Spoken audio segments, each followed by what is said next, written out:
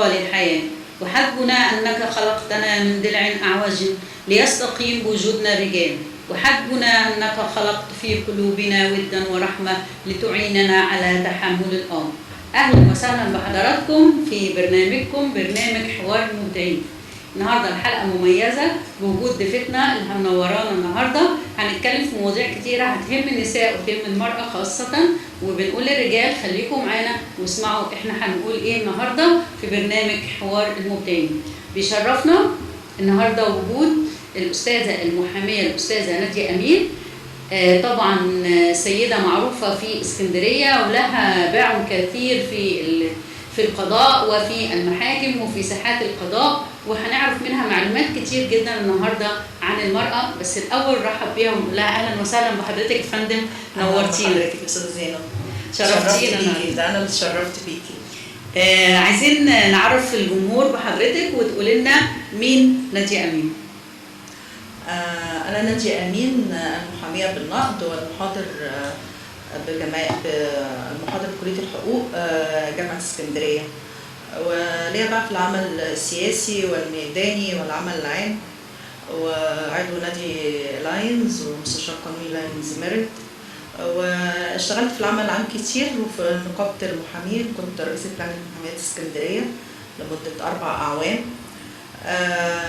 وحاليا بقى الواحد متفرغ بقى لرسالة الدكتوراه وشغلي في المكتب بس حاليا يعني. اهلا وسهلا بحضرتك. حضرتك ليكي باع فعلا كبير في مجال السياسه والتقينا كتير في مجالات وفي مؤتمرات سياسيه عن المراه وحقوق المراه وتمكين المراه كتير. كتير فعلا، اتقابلنا كتير في هذا. ولكن النهارده احنا عايزين نتكلم عن وجود محاميه او مراه بتحس بمشاكل المراه نفسها، فده بيديني ثقه ان انا لما اجي لحضرتك هتحسي بوجعي ومشاكلي، فيعني ايه انا بحس بثقه اكتر. والله هقول لك حاجه، مش شرط ان عشان اكون محاميه مراه احس بمشاكل المراه لوحدها، لا، ده انا احيانا بحس بمشاكل الرجل كمان. فاذا هي المشاكل مشاكل اسريه، نعم، ولا تخص المراه لوحدها ولا تخص الرجل لوحده. فساعه ما بنيجي عند حقوق زواج او حقوق اسره، يعني طالما في اسره في اولاد في كده ودخلنا في حقوق قانونيه، انت تعتبري بتتكلمي عن حقوق اسره كامله. مش دايما القاعده ان هي انا رغم ان انا محاميه وسيده، بس مش القاعده دايما ان السيده هي اللي مهضوم حقها. في رجال برضو مهضوم حقهم، ده بالواقع العملي. طبعا. ما تيجي تقولي ليه بقى السيده مهضوم حقها او ليه الراجل مهضوم حقه؟ عايزه اقول لو تعرفي ان احنا اكتر نسبه طلاق عندنا هنا في جمهوريه مصر العربيه، احنا نكاد نكون البلد الاولى في نسبه الطلاق. لأن المرأة المصرية نظرت إلى المرأة الغربية وحاولت أن تجاريها وتسيرها وتقلدها وبس، تقليد أعمى، ولم تنظر إلى الفرق بين الديانة والقيم والتقاليد. والله أنا شايفة إن الرجعة اللي احنا فيها دي وسوء الأحوال اللي احنا فيه رجع لنقصان الدين والتربية. نعم. فإذا صلح الأمر وحسن الاختيار من الأول، يعني بمعنى أنت بتعرفي تختاري عريس لبنتك، بتعرفي تختاري عروسة لابنك، بصي البيت اللي هم طالعين منه إيه، بصي العيشة إزاي، بصي الأم وضعها إيه، بصي الأب وضعه إيه، زي ما أنت كده هو يعني يبقى في شيء من التحري عن الأسرة دي وعن معاملاتها وعن عشان تضمني على الأقل زيجة فيها أخلاق، فيها دين، فيها أسرة هتعمر، مش أسرة داخلة تاخد مجرد ما البنت النهارده بتعتبر الجواز زي ما بيقولوا باسورد، تتجوز خلاص جابت بيبي خلاص، عارفه انها داخله عايزه شقه وعايزه مهر وعايزه شقه وعايزه تاخد الشقه وتاخد البيبي وتاخد المرتب وتاخد، لا، هي مش صفقه عشان تطلعي ربحانه. انت تطلعي ربحانه لو انت اسستي الاسره ونجحتي في تاسيسها للاخر. ده اللي انا بقوله. فلما بيجي لي قضايا اسره اشتغلها، انا بشتغل كل حاجه مش لحد الجنايه الحمد لله، مش اسره بس. ببقى اهم حاجه ان انا احاول احل ودي بالطريقه الوديه. طب انتوا هتتطلقوا، في ولاد في النص، انت بتطلعها هي مش بتطلع عيالك. حقوق الولاد دي فين؟ نجري الاول ان احنا نعمله عقد تسويه ما بين الزوجين، يقول بقى كل حاجه ما بينهم، يقول بقى من نفقه لسكن حضانه لرؤيه مفيش داعي للمحاكم، مفيش داعي توقفوا ولادكم في المحاكم، مفيش داعي الولد لما يبقى 15 سنه يعمل توكيل وتبقى القضيه باسمه ضد ابوه. يعني ما ينفعش. ما هو هنا احنا بنقول لحضرتك يعني احنا لو غرسنا فعلا القيم والمبادئ او جهل المرأة بحقوقها وواجباتها، لان دايما المرأة بتسعى لحقوقها دون نظر الى الواجبات، ما بتعرفش ايه واجباتها ايه. فهو هنا الخلل اللي موجود بين الحقوق والواجبات، والحقوق بتعلى قوي والواجبات بتقل، فده هو اللي بيعمل الخلل في منظومة الأسرة وإسعاد الأسرة. بالظبط كده. ماشي. ما هو مثلا قانون الأحوال الشخصية مقتبس من الدين الإسلامي. الدين الإسلامي لما قال نفقة قال مقابل حق الاحتباس. مقابل حق الاحتباس يعني انت تكوني زوجة مطيعة لزوجك، محتبسة، يعني انت مش مجرد عاملة بيت وراح قاعدة عند باباكي ومامتك. طب هو الراجل ده فين؟ يعني الواحدة بتبقى بتشتغل بس حقوق الزوج مقدمة عن حقوق شغلك. يعني انت تقومي بواجباتك كزوجة وتقومي بواجباتك كأم وبعدين شغلك. لان لو عايزة بقى شغلك بس ما كنتيش اتجوزتي. صح؟ هو طبعا حضرتك اكيد محقه، وحضرتك طبعا من خلال القضايا والمشاكل حضرتك لمستي ادق التفاصيل. ويمكن من ادق التفاصيل دي ان فعلا المراه بقت معايير النجاح عندها مختلفه، وانها عايزه تحقق طموحاتها واحلامها من خلال عريس او زوج زي ما حضرتك قلت.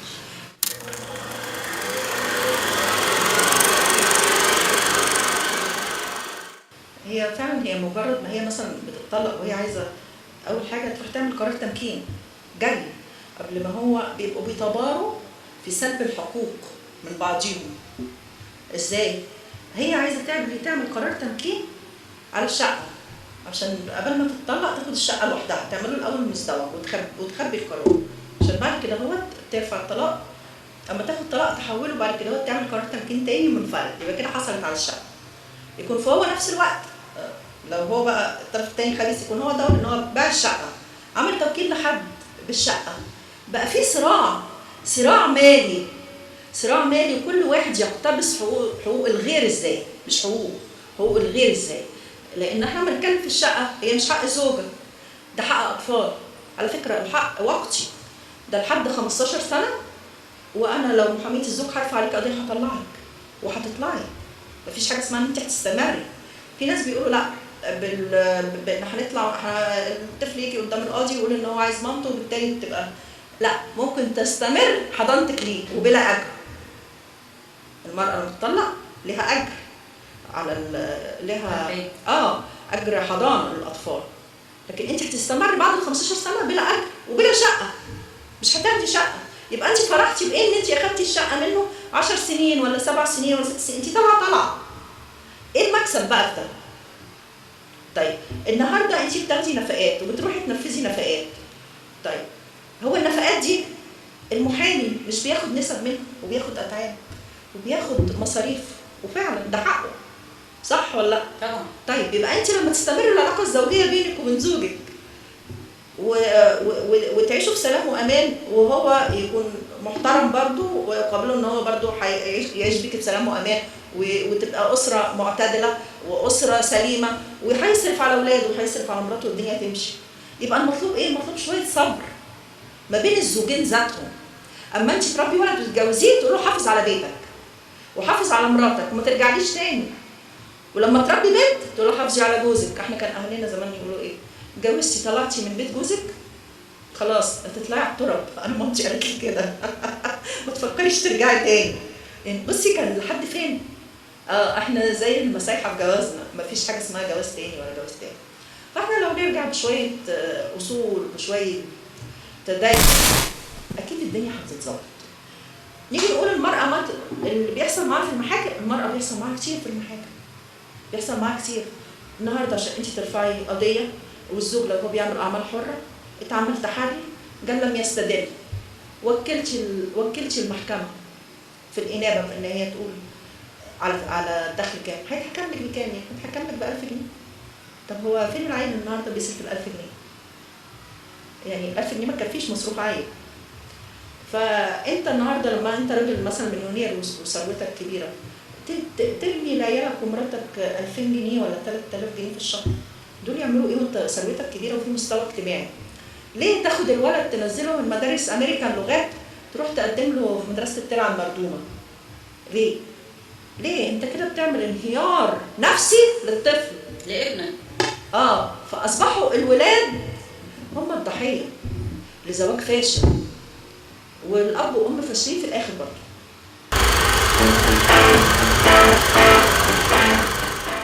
هل استقلال المرأة ماديا أثر عليها وعلى استقرار الأسرة بشكل ما؟ وأنا أعتقد أن هو بشكل واسع. والله هي نقدر نقول بالفعل المرأة لما بتحس ان هي، بس مش كله، يعني ما تقدريش تقولي على وجه العموم، لا على وجه العموم عموما هي نسبة من التناسب، بس هو الاستقلال بيقوي قلبها شوية. يعني اما تلاقي نفسها ان هي النهارده معاها فلوسها ومعاها عربيتها ومعاها شقه ومعاها شقتها، عندها مصدر دخل، فمعاها مصدر دخل بتبيع بسرعه، فمثلا بتحس ان هي مش متفاهمه مع زوجها او كده، فهي بتبقى تقول لك اول فكره بتفضل، طب ما انا هستفاد ايه طالما احنا عايشين والعيشه ما فيهاش راحه وما فيهاش، طب على ايه؟ بنقصه. فده بيسهل لها الطريق. ليه؟ لانها مش ترجع بيت بابا ولا بيت ماما، لا هي خلاص هي عندها شقتها وعندها فلوسها وعندها عربيتها، مش محتاجه. فخلاص فده بقت بتقوي بقت بتقوي، مش لا صح. النت دلوقتي بقى عليه مشاكل كتيره جدا. الشعب المصري يعني اخذ اسوأ ما فيه واسوأ ما ممكن نقوله، كل في الحقيقه مشكله لو دورنا عليها خاصه في الاسره هنلاقي النت جزء اصيل فيها في المشكله. بالنسبه للزوج اللي بقى تقريبا 24 ساعه قاعد على النت وهو موجود ومش موجود، بالنسبه للمراه نفس الحكايه، عماله تبحث عن النت على طول. الاطفال، الشباب، اللي تمزعت الاسره وتناثرت الود والحب، بقى كل واحد في اوضه، بقى كل واحد قافل عليه. ما هو لسه قايلين عن النت برضه، بيقولوا الحمد لله بعد ما النور قطع الساعتين بقينا بنقعد مع بعض. هو بالفعل كده، هو النت الغرفه المظلمه. ففعلا كل واحد عايش في عالم افتراضي على النت. بس هو النت زي ما هو ليه سلبياته برضه ليه ايجابياته. نعم، يعني احنا عارفين ايجابياته بشكل يعني واضح. ليه ايجابياته؟ يعني ممكن تكوني انت بتشتغلي على النت. ايوه اوكي. يعني انا مثلا ما عنديش شبكه معظم الوقت، انا بكلم موكليني على النت، جلسه حصل وانا قايله لهم مثلا ما فيش شبكه على النت، اكتبوا لي السؤال اكتب لكم الاجابه بس.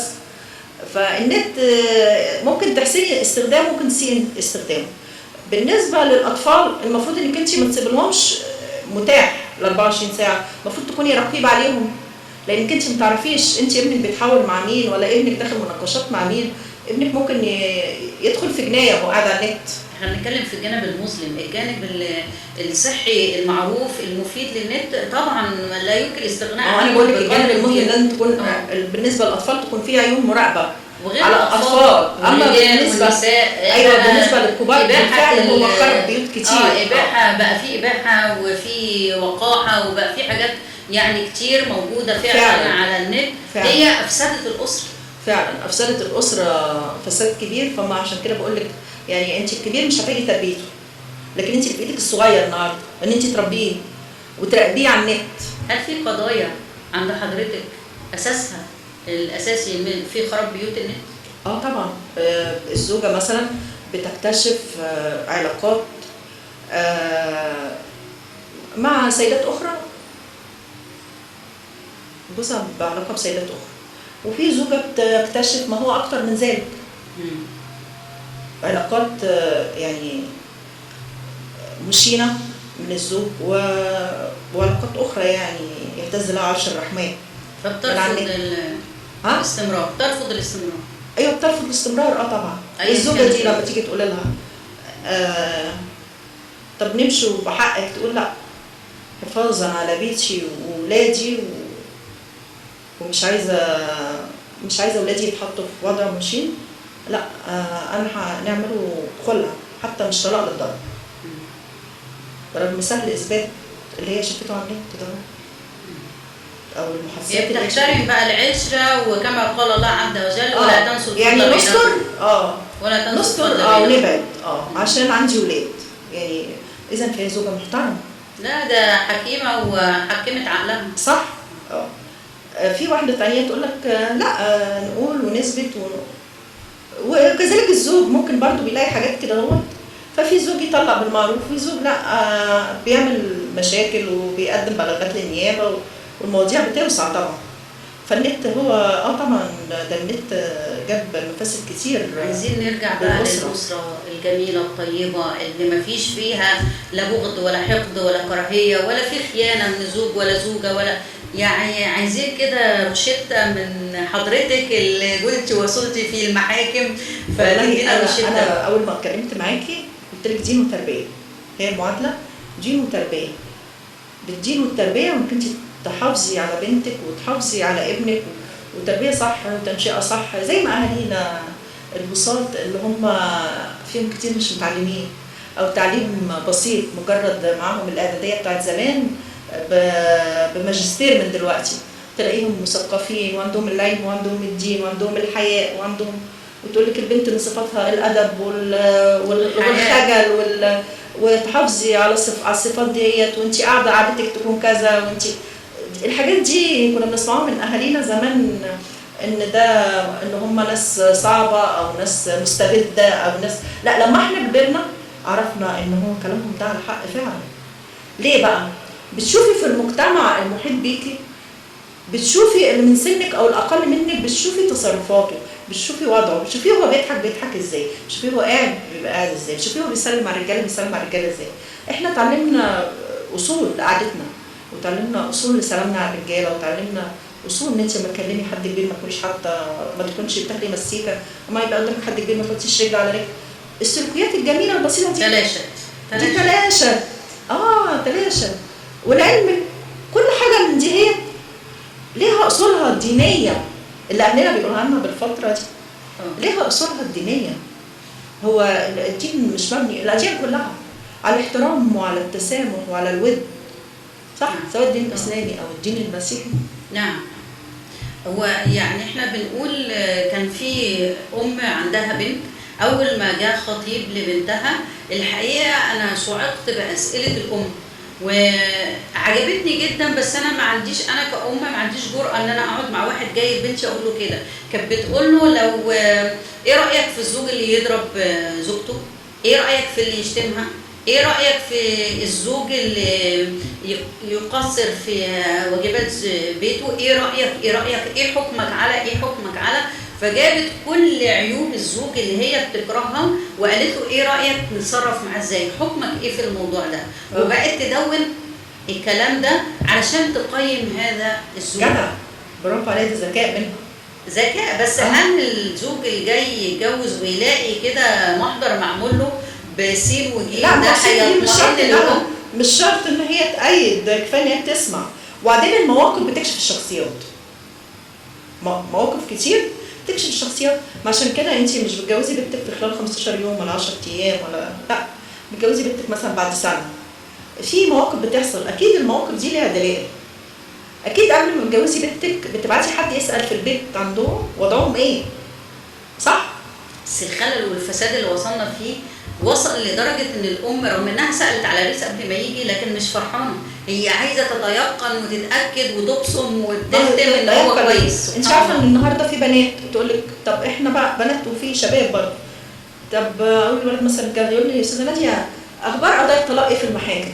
العزوف عن الزواج ده هو اللي ادى بقى لتاخر سن الزواج وحاجات كتيره. ده حضرتك ده بقى مش شباب وبقى مش شباب طبعا. في شباب النهارده تقول لك طب هو فين الرجاله؟ هو في رجاله اصلا؟ طب انت عندك شفتي قضايا الطلاق قد ايه في المحاكم؟ فعلا حاجه مش احنا عندنا يعني طبعا المحاكم فيها كل حاجه، فيها جنائي فيها جنح فيها كل حاجه. القسم الوحيد اللي هو بالضرب هو محاكم الاسره. والله العظيم يعني لدرجه ان محامين الجنايات النهارده بيشتغلوا اسره. هم بيشتغلوا اسره ليه؟ هم بيشتغلوا زبون، يعني المحامي الجدع بيشتغل زبون، ما بيشتغلش تخصص كذا او كذا، لا بيشتغل زبون. زبون جاي لي يبقى انا باخده من اول الجنايات لحد الاسره، ما اسيبش زبون يطلع بره. فبضرب كده اهو اصبحوا محامين الجنايات بيشتغلوا محاكم اسره، لانها ايه؟ بقت اكتر حاجه منتشره في المجتمع. يعني انا حتى لما بقول للزوجه انت فرحيش انت رافعه قضيه، رافعه 2 رافعه 3، هتاخدي كام وهتدفعي منهم كام وهتقضي وقت قد ايه في المحاكم؟ طب وليه؟ ما نختصر دخلنا بالمعروف نطلع بالمعروف. او نيجي على نفسنا مره واثنين وثلاثه واربعه، ايه المانع؟ ما بقاش في حاجه ده قال اخ تضحية الاخيره دلوقتي. 77 خطا. طب احنا ده زوجنا 77. 77 واحد. لا هو يعني التضحيه والمثاليه ونيجي على نفسنا والحاجات دي دلوقتي لا بصي تقبل هو في الشباب. في حالات بتقولي فعلا دي لازم فيها طلاق. طب ماشي. لا يعني لازم فيها طلاق، يعني دي مثلا ما تبقى حاجه مثلا مخالفه لشرع الله، او زوج مجنون او بيعمل حاجات فيها شيء من الجنان، ممكن يقتل مراته دي في يوم من الايام. اما بتخانق معاه بيعمل حالات حاجات مرضيه، سواء مرض نفسي او مرض يعني جسدي عضوي. اما طبعا بيتخانق معانا بيوصل بيه ان هو نفسيا بيتحول ويبقى عايز يرميها ببلكونه مثلا. طب ده ينفع تقولي له قعد مراتك معاك؟ لا خلاص، بيبقى خلاص خوفا على الاثنين، هو هيخش السجن وهي هتموت والولاد هيتشردوا، فيبقى ده الطلاق اسهل بالنسبه لهم. بل تجي لي اقول لها ده خلع مش طلاق كمان، يعني احسن. ليه بقى احنا بنرجع للخلع؟ الطلاق بقى فيه راي تخييري للمحكمه. يعني القاضي ممكن تبقى قدامه اسباب ويقول لك لا مفيش طلاق، ونطلع بقى الاستئناف ويقول لك برضه مفيش طلاق، ترجع تاني تعمل خلع. ماشي. او مثلا الطلاق ليه اسبابه، مثلا يكون في ضرر، يكون في غيبه، يكون في اسباب كتير للطلاق، كذا سبب. فمثلا الزوجه اللي تقول لك انا جوزي حلف عليا طلاق، ده حلف عليا خلص الايمانات كلها 3 مرات حلف عليا طلاق، خلاص يبقى انت بس هترفعي ثبوت طلاق؟ لا، ما بيتاخدش بيه، لان هو ما حلفش اليمين ده قدام حد، اليمين ده بينهم وبين بعض، مش مطلوب منها تخبي حد في الدولاب يسمع الاحاديث بينها وبين جوزها ولا اليمين. طيب هتعملي ايه؟ هتيجي بقى تعملي اثبات طلاق، ممكن انها القاضي ما يقتنعش بيها قدام مين. ففي راي تخييري للمحكمه. فاحنا ما بندخل في الخلع او الزوجه بتقدم في الخلع عشان ما يبقاش في راي تخييري، خلاص هو هيسري بس بيمر بمراحل. فهي بتنجز المراحل هي حكمين وخبرين في حاله وجود ولاد وحضورها بشخصها وتقدم اللي هي اخذته منه وخلاص على كده. يبقى انت كده انت اللي بتفرضي الخلع، بتفرضي التطليق بالخلع، يبقى كده ضمنتي. بدل ما تقعدي بقى ترفعي ابتدائي وترفعي استئنافي وكده تبقى العمليه طالت. ففي واحد يعني اهلها ذاتهم يقول اعمل لنا خلع خلينا نخلص. بتبقى حاله. وبعدين في حاجه كمان، يعني ممكن تبقى واحده عندها النهارده 70 سنه وجايه تقول لي انا عايزه خلع وجوزت ولادها. طب يا ستي انت عايزه خلع، ده انت 70 سنه النهارده، تقول لي خلاص يا استاذه طاقتها خلصت، انا الكيل طبعا خلاص مش قادره اكمل خلاص. وبعدين هو سايبني ومش بيصرف وليه حياته بره، طب هو مش محتاجني خلاص، انا اكرمني بدل ما انا كده على جنب ان انا اتطلق. او وهي 70 سنه يعني قضت مثلا معاه 50 سنه جواز ولا 55 سنه جواز، حريتها في الله. لا فالقضايا الاسره لا، ده الواحد يكتب فيها مجلدات. هو حديث حضرتك ممتع وشيق جدا، وبجد احنا استفدنا، واحنا محتاجين سلسله حلقات من حضرتك نتكلم في اكتر من حاجه، لان فعلا عايزين نحط ايدينا على مواضع الخلل علشان نوجد علاج لشبابنا سواء بنات او شباب، لعلاج المشكله او الفجوه الكبيره اللي بقت بين الاسره. مفيش مشكله، شرفني والله في اي وقت، ومش اسره بس، لان انا مش يعني مش تخصص اسره، لا انا بشتغل جنايات وجنح ومدني ومساكن كل حاجه يعني. اخيرا تقولي كلمه كده للشباب علشان نحافظ على الكيان الاسره. بقول لهم مستقبلكم وحياتكم وراعوا ربنا. لو احنا راعينا ربنا وكنا عندنا قدر من الرجوله وعندنا قدر من الشهامه ودخلنا بنيه صافيه على بيت وخدنا منه بنت هي قلب امها وقلب ابوها، حافظنا عليها وعملناها بما يرضي الله، ادخل على انك انت هتعمر بيتك، ادخل على انك انت عايز تعمل حاجه، عايز تعمل اسره سعيده، عايز تجيب طفل ناجح، عايز تجيب طفل يبقى له مستقبل. ليه ما تحلمش بان ابنك ده تفضل جنبه في التعليم وتخليه في يوم زي احمد زويل؟ ليه ما تحلمش ان عايز بنتك دي النهارده تبقى دكتوره في الجامعه، هتجيب بنت وتخليها دكتوره في الجامعه وتقف جنبها لحد ما تخليها دكتوره في الجامعه؟ ليه؟ خد بالك هي مش محتاجة حاجة غير شوية عزيمة وشوية صبر وشوية إصرار وشوية إيمان بالله، إيمان بالله كبير وثقة بالله كبيرة. ربنا أكيد هيكرمكم وهيجبركم وهيساعدكم، وأتمنى لكم دايما التجمع مش الفرقة. لما تفتحوا البيت تفتحوا عشان تكونوا أسرة، مش عشان تهدوا أسرة وتهدوا بيت. تعرف في 2 من الآباء و2 من الأمهات. اكيد انت مش عايش لوحدك، شقت معاك مامتك وشقت معاك باباك، وانت شقت معاكي مامتك وشقت معاكي باباكي. وحتى لو الشقه طرف واحد نحترموا شقات ونحترموا الاسره اللي احنا داخلين نعملها، ويبقى كيان مستمر ومستقر. واتمنى لكم السعاده والتوفيق. شكرا لحضرتك، سعدنا بوجود حضرتك جدا معانا، وفعلا استمتعنا بوجود حضرتك. والقانون اي حاجه تحت امرك في اي وقت. نورتينا يا استاذه، انا شرفتينا. استاذه زينب، شكرا لحضرتك يا فندم. استاذ احمد قدري، والله احسنوا نواياكم فعلى نواياكم ترزقون. سعدت بحضراتكم، وان شاء الله يتجدد لقاءنا في حلقه جديده من برنامج حوار المبدعين.